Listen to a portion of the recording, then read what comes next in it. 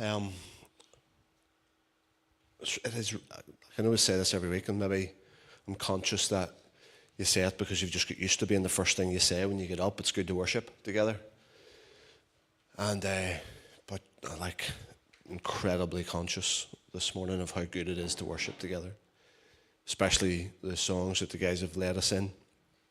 There's just something beautiful about doing it together, praying it, prophesying it, believing it together. Because I'll be honest, I've found it really hard to believe it on my own. Times like during the week when I know I'm at home with family, but you're just like getting ready, even preparing for today. I'll be honest, like there's been times I'm like, I almost saying to the guys at the start, I just find it really difficult just to find myself in just some sort of settled place.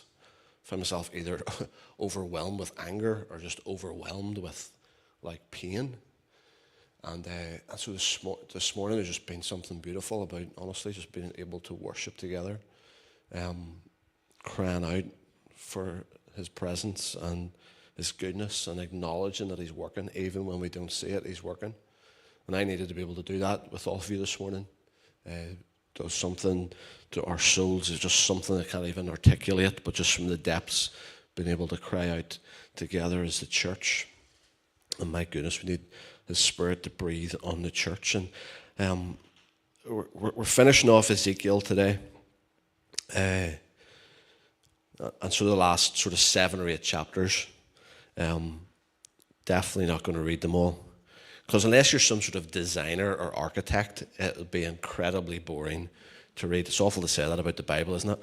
But like the next, from chapters 40, the first 3 or 4 chapters, Ezekiel has got a guided tour through this last vision that he has, an angelic guide through this visionary tour, and so we see this angel, or the Son of Man, as he's described in some of our versions, has a measuring rod and a load of drawings. And so architects and designers in your room, you would probably love this. And I am not one of those, but like let's see if there's something that we can pick up, that we can learn from what's going on here. Ezekiel is given a visionary tour of this new temple. I don't think it's necessarily like an actual temple. I think it is a spiritual temple he's talking about. I think there's something with a spiritual agenda. It's a symbolic temple that he's talking about. But we've talked so much over the last number of weeks about the journey that Ezekiel and his fellow countrymen have been on. The people of God have been on a real roller coaster.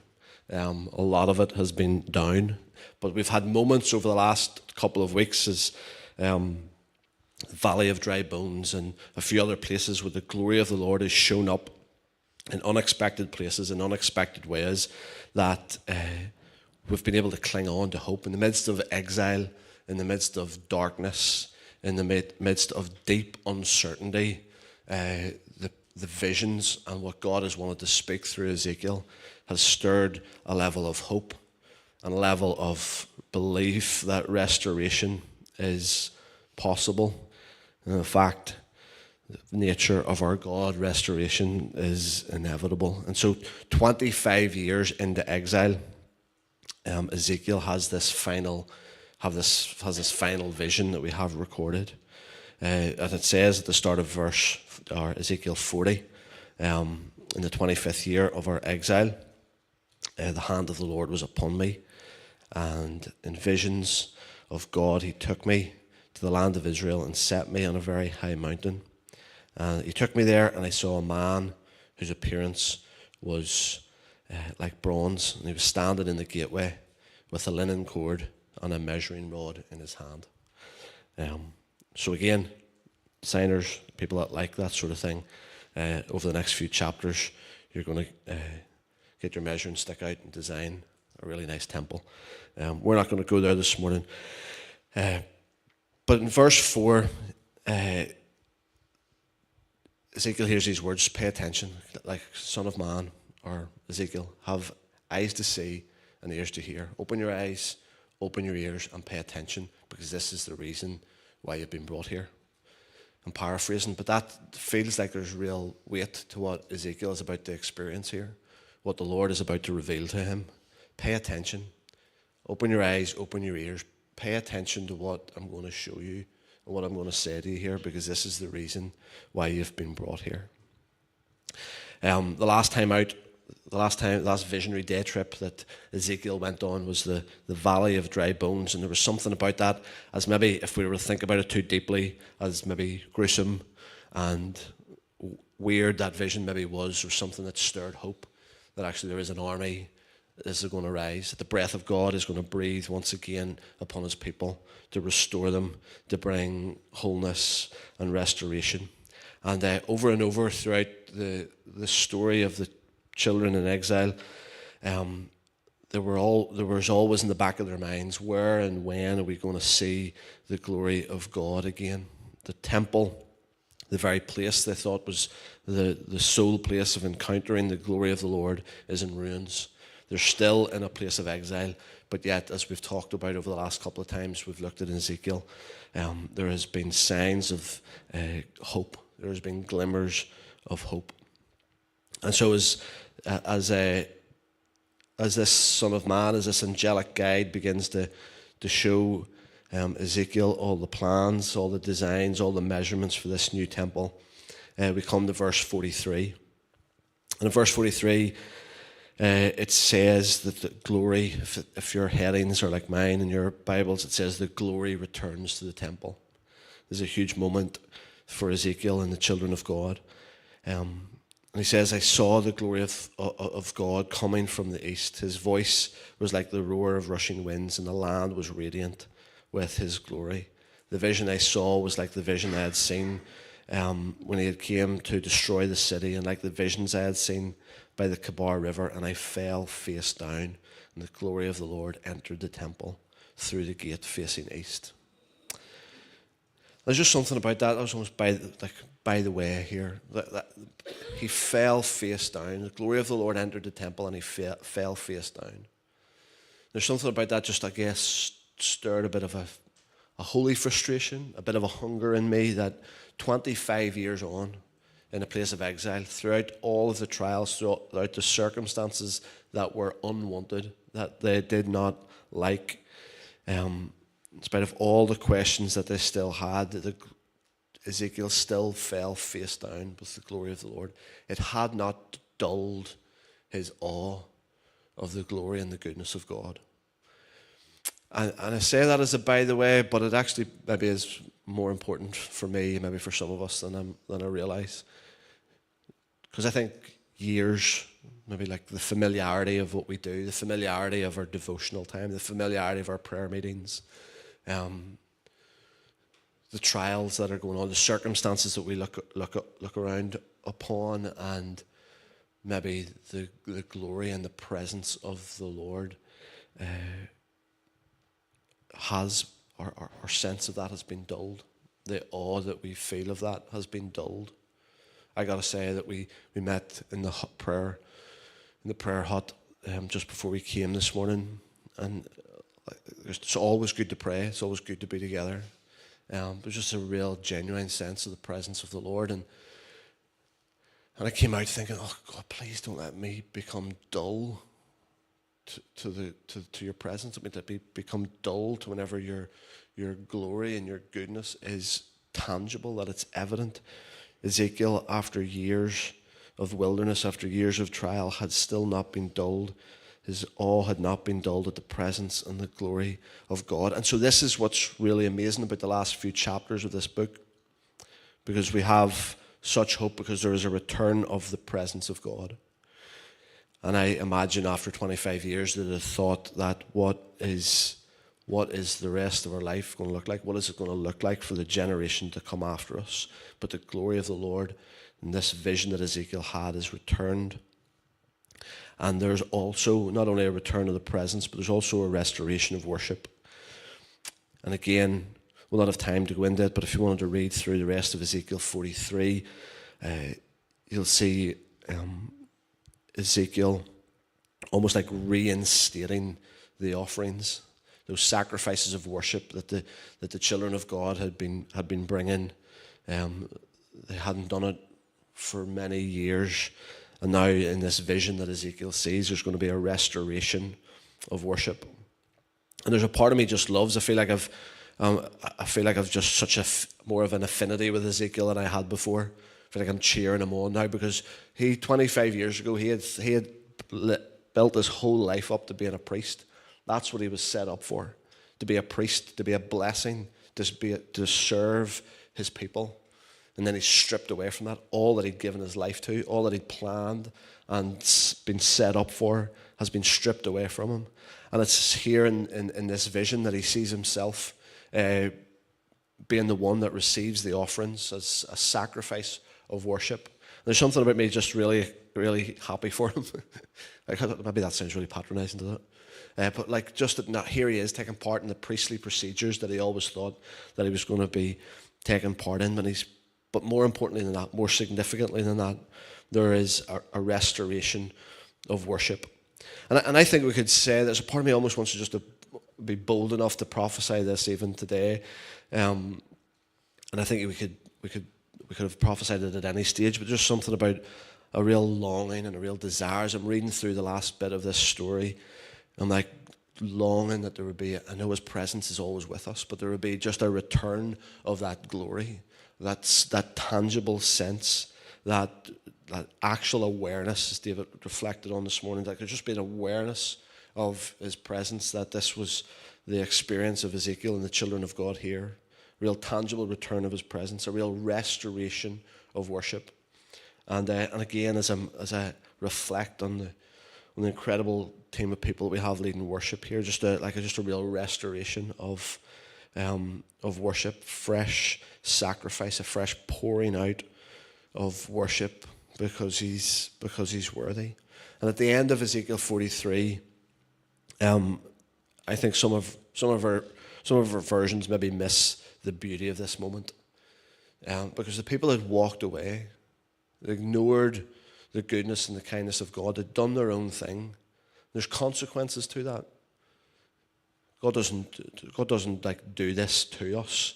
It's the consequences of walking away and doing your own thing. And this is what they'd experienced. But at the end of Ezekiel 43, when there's been this return of the presence and there's been this restoration of worship, the Lord says to Ezekiel, bring your offerings and bring your worship, and I'll accept you, declares the Lord. But if you were to go and see the fuller definition of that idea of acceptance here, it's an acceptance with pleasure, with delight. It's not some sort of feeling that God is duty bound. Well, if they return to me with their offerings and with their worship, I'll have to accept them.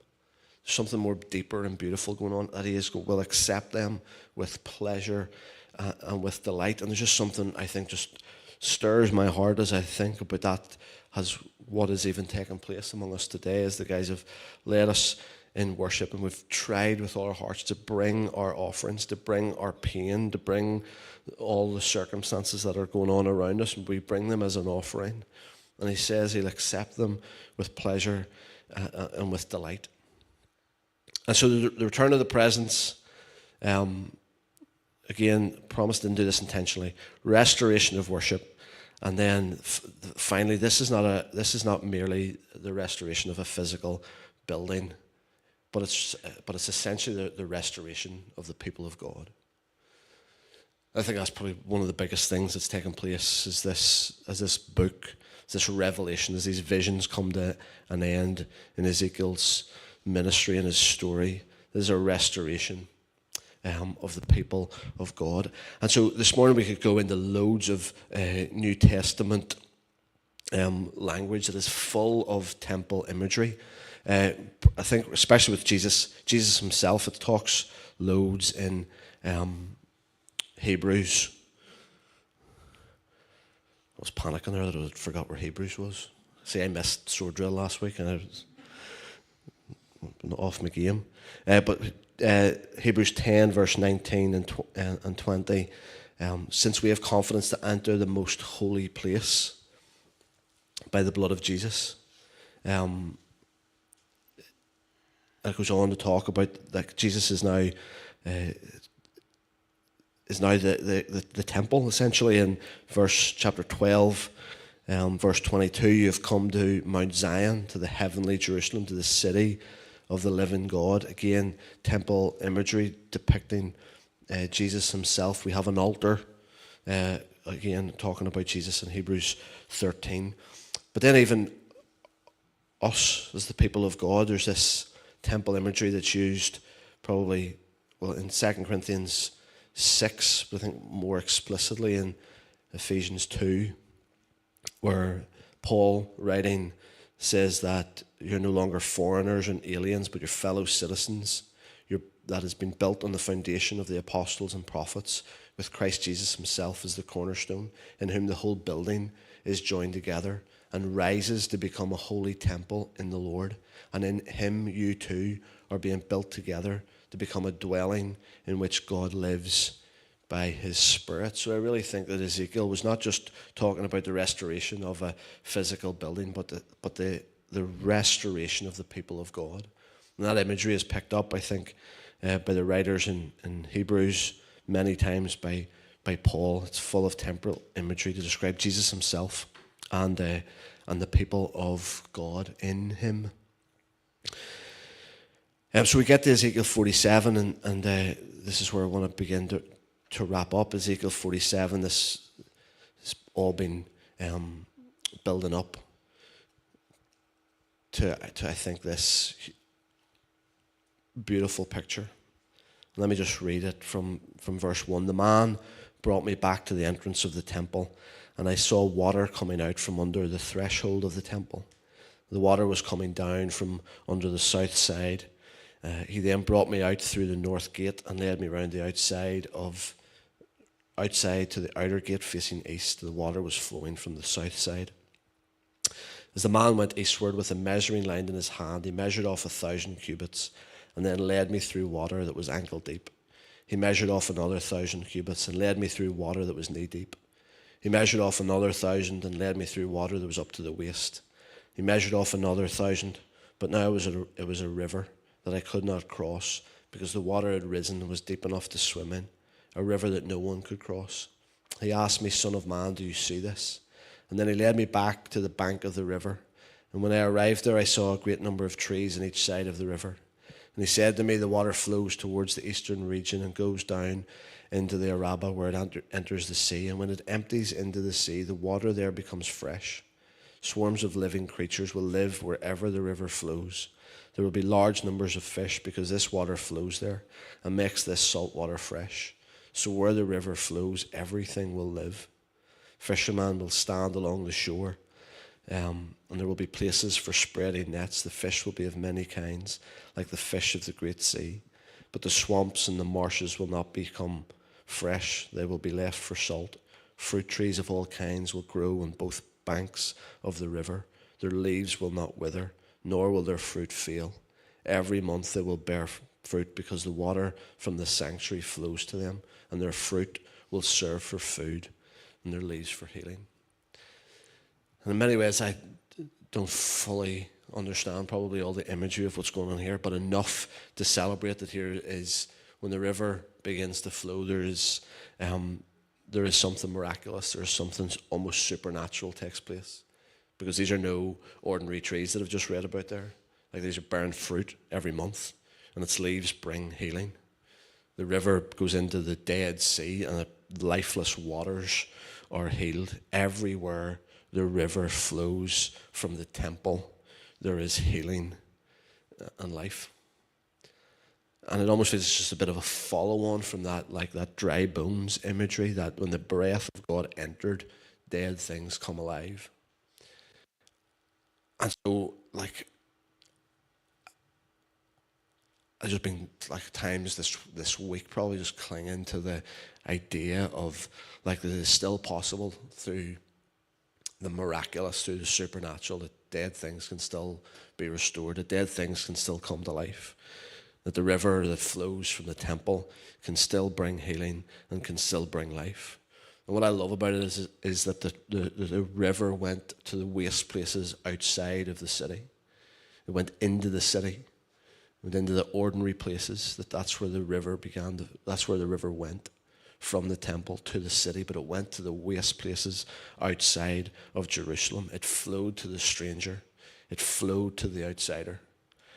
And that is incredibly important.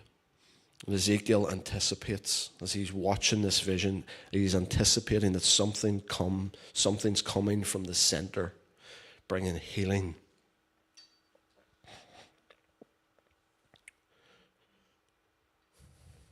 To a deeply wounded world.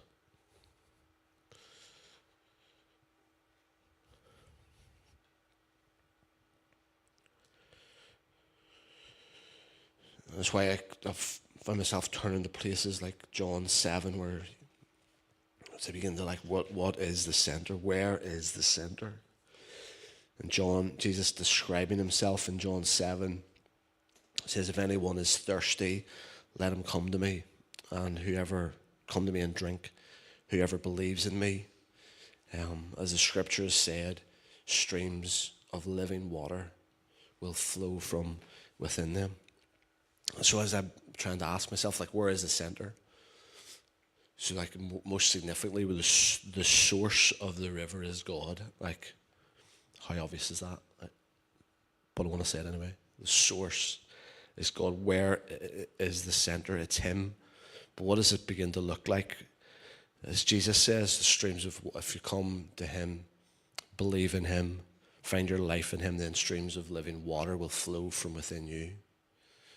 And so I think it's the center is when people together intentionally following the way of Jesus.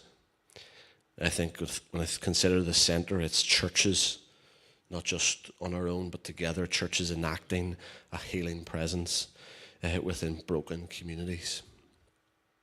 I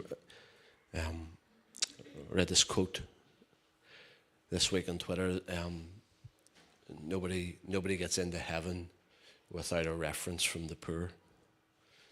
And there's something about that just resonated with me. Whether it's the poor or the outsider, the marginalized, nobody gets to heaven without a letter of reference from the poor. And so I think when I think of where the center is, it's people together intentionally following the way of Jesus. It's churches enacting the healing presence in broken communities. And as I continue to wrestle, and I would love it that others in the room, you'd wrestle through what this means. This imagery, this vision, what it means even for us today. It's part of me has felt even just this morning as I was praying, how deep do you want to go?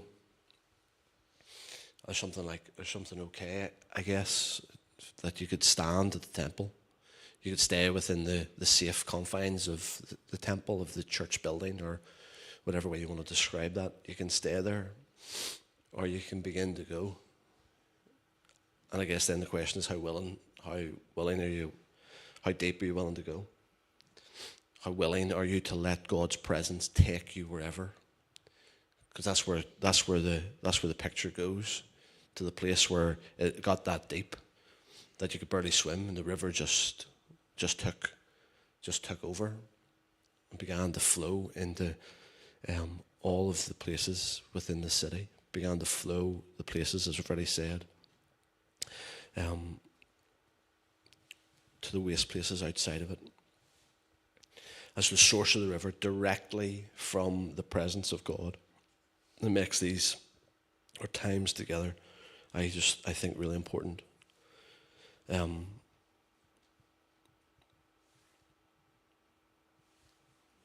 just love it. And I think anybody that comes and speaks here would say the same thing. God's not confined within the protecting walls of the temple.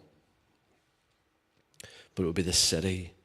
It would be just ordinary people's ordinary working lives would be the place of God's presence. And there's just how John, I don't know if he's necessarily recycling Ezekiel's vision, because he's having a revelation himself. But in Revelation 21, John, towards the end of his vision, he sees a new heaven and he sees a new earth. And he sees the holy city coming down out of heaven.